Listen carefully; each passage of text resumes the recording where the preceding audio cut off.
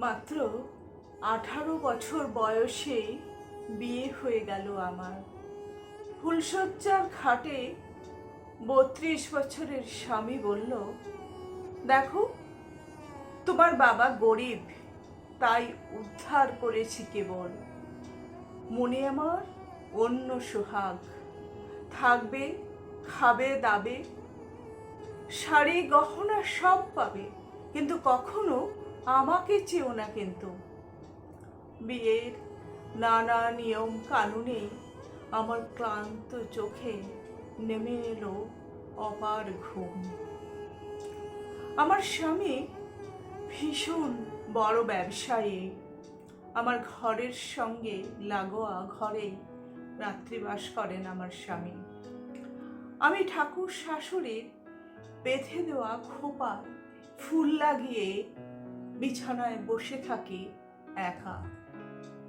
তারপর দিন 10 পরে আমি তোমাকে পেলাম হঠাৎ। জানো, আমার ছোট দেওর এসে আমার হাতে গীতবিতান দিয়ে বলল, এই নাও বৌদি, এটা তোমার উপহার। তারপর আমি হাতে নিয়ে উল্টে পাল্টে দেখে গীতবিতানটি ঘরে নিয়ে এলাম। তারপর তুমি আমার হলে, যুবতীর প্রেম হলে। প্রত্যেক বিকেলে দেওর পাঠ করে শোনাতো আমার। আমি মুগ্ধ হয়ে শুনতাম। বৈশাখে বৃষ্টি আসতো, আমার সমবয়সী দেও ওর দুহাত দিয়ে আড়াল করে রাখতো আমায়। তারপর সকালে গান দিয়ে আমার চোখ দুটো ধুয়ে দিত। আমি একদিন ওকে জড়িয়ে ধরি আমার অবশ মূর্ছনায়। ও আমার ওর খোলা বুকে আশ্রয় দেয় সেই প্রথম। ঠোঁটে ভিজিয়ে দেয় তোমার কবিতা, তোমার গান, তোমার প্রেম, তোমার প্রকৃতি, তোমার পূজা। আমি আমার দেওরের নতুন বৌঠান হয়ে উঠলাম কখন যেন। আমার স্বামীর ব্যস্ততা বাড়তে বাড়তে আমার সঙ্গে দেখা সাক্ষাৎও কম হয়ে গেল। শাশুড়ি, ঠাকুর শাশুড়ি আমাকে গঞ্জনা দিতে শুরু করলো। দেওরের অন্যত্র বিয়ে পাকা হয়ে গেল কয়েক মাসের মধ্যে। একলা ছাদে বৃষ্টি মাখতে মাখতে যখন কান্না বুনতে ব্যস্ত আমি ভীষণ, আমার দেওর এসে আমার দু চোখ চেপে আমাকে শোনালো শেষবারের মতো, মাতিয়া যখন উঠেছে পরাণ, কিসের আধার কিসের পাষাণ, উথলি যখন উঠেছে বাসনা। আমি অভিমানী মুখ লুকিয়ে দিলাম ওর বিপরীতে।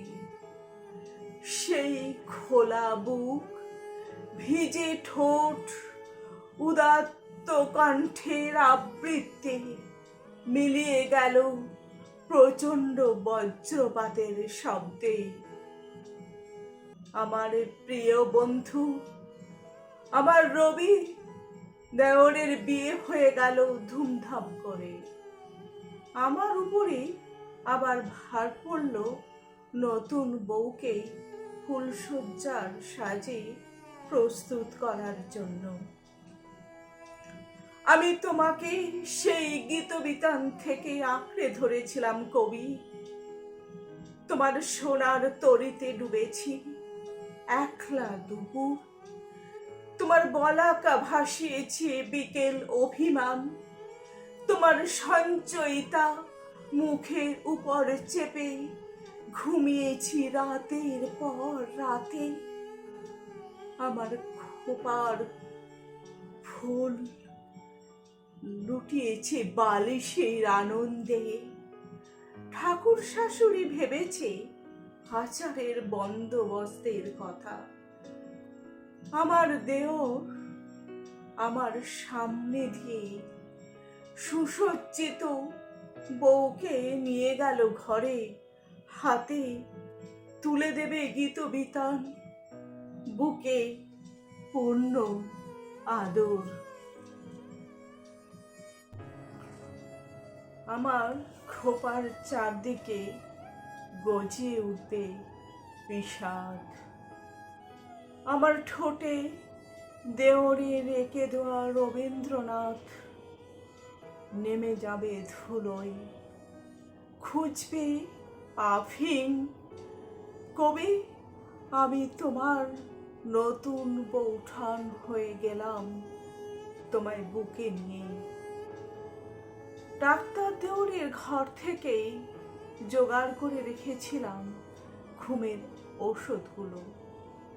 ওদের ফুলশয্যার পরিতৃপ্ত মুখ দেখে তবেই না মৃত্যু সহজ হবে আমার। অপেক্ষা করছি ভোর রাতে, ছমছম করে বৃষ্টিতে ভেসে যাচ্ছে জানালার ওপার। হঠাৎ ঘরের লাগোয়া,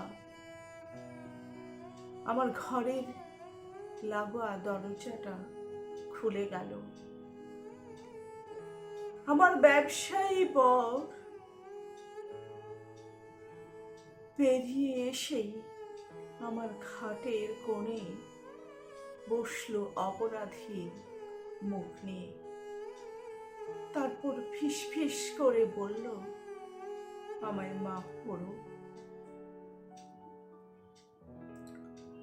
জড়িয়ে ধরল আমার শরীর আর শূন্য মন।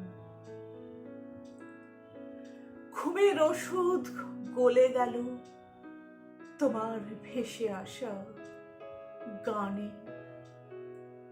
আমার গা দিয়ে নেমে যাচ্ছে অনুতপ্ত বরের আদর, আর দেওরের ঘর থেকে গান আসছে, এনে তারে বলা যায় এমন ঘন। আমার আর নতুন বৌঠান হয়ে ওঠা হলো না। সস্ত্রীক দেওর বিদেশে চলে গেল। আমার বর সোহাগ চাপনি আমার কালো মুখখানা আদর করে তুলে গাইল, তারে বলি কালো তারে বলে গায়ের লোক মেঘলা দিনে। গল্পটি হলো কবি তোমাকে সংগৃহীত লেখা, কণ্ঠে আমি সুচরিতা। ধন্যবাদ সবাইকে এতক্ষণ ধরে ধৈর্য ধরে শোনার জন্য।